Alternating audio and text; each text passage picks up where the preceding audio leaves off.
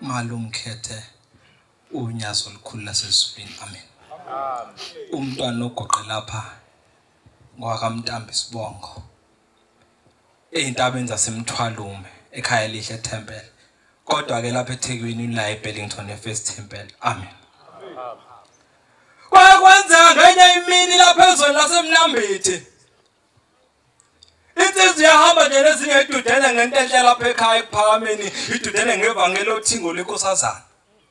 Zazenqamula amazwi ensizwa, zazenqamule uMnambithi wonke zawuqeda zajobela ezweni laseKhonfili. Zathi bayifike eKhonfili zahlabela evangeli zibeka umgidi lethi inkosi yesimakade. Yathi bayibuya lapho lensizwa, yathi bayifike ekhaya saqhuma isilile endlini engasenhle. Bathi beyiqhamuka ngesabo lensizwa yabona dadwa beqhamuka begijima, yasibuza kwenze njani, yasibuza ukuthi bathi bhuti abahlule ukukhipha amazwi. Yathi mingena lensizwa endlini nakho sekubeka ingubo zamama nanku umama laba sekulinda imoto ezomthatha imisa emakhasini. Yasibuza lensizwa ukuthi hawu nenze njani ngoba mina ngiphuma kwaShumayela, yasibambi nansi kadadwabo, yasithi dadwabo akabambe ngale ngaphesheya, yasibamba ngala ngaphesheya, mhlawumbe wena wazi. Samusha ngawo umgida wazi ukuthi inyantuka igoqwa ngamabe ezothandazela umuntu. Mhlawumbe wazi ukuthi inyantuka ithandazela ukuthiwani mangabe ezothandazela umuntu. Kodwa umgidi uyawushaya. Yasikhokha lensizwa lensuku basebeyithandazela, basebeyifonda ngapha kabili, beyifonda ngapha kabili, beyihlanganisa phambili, basebeshayana ngeyifuba beyihlanganisa bese beyithandazela. Basebeyiqaqina lensuku bese bethi umoya wakho uze inkosi baphila abantu bakho. Basebeyisho le ndaba, basebeyisofika bese lesithathu, basebeyibona le ntokazi yambhele. Yasikhushisa phansi kweshiti, yasikhushisa basebesho kakhulu bathi umoya wakho mawuze inkosi basinda abantu bakho. Wathi beyivuka le ntokazi yambhele athi awu ndiyane. Yathi ndiyane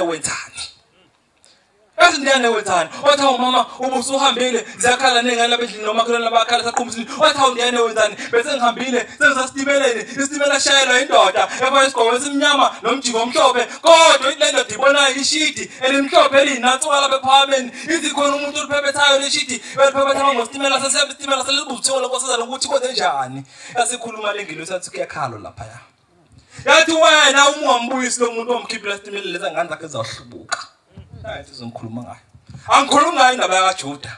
Angikhulumi ngayo indaba yaseMelia, ngikhuluma ngale nsizwa engikhuluma ngayo. Ayibonga Nkosi. Nayi Matabetulo. Sengihlala phansi. Nayi Matabetulo unyazi lisengubhuti liyehla nensizwa kaMafu bashone phansi bahamba bahambela indawo zabo lisebhuti ngeminyaka lapha ko-2007.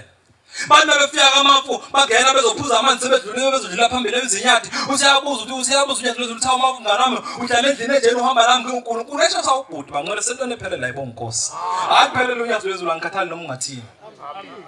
Nabe befika labafu wathi uMafu nganami uhlala emjondo nohamba nami kuNkulunkulu wathi uthina abashabe nomthayisa wakho umuzwa kini Mafu wathi ngihamba wathi uMafu hayi wena umbiza ngegama uzohlupha into yodwa.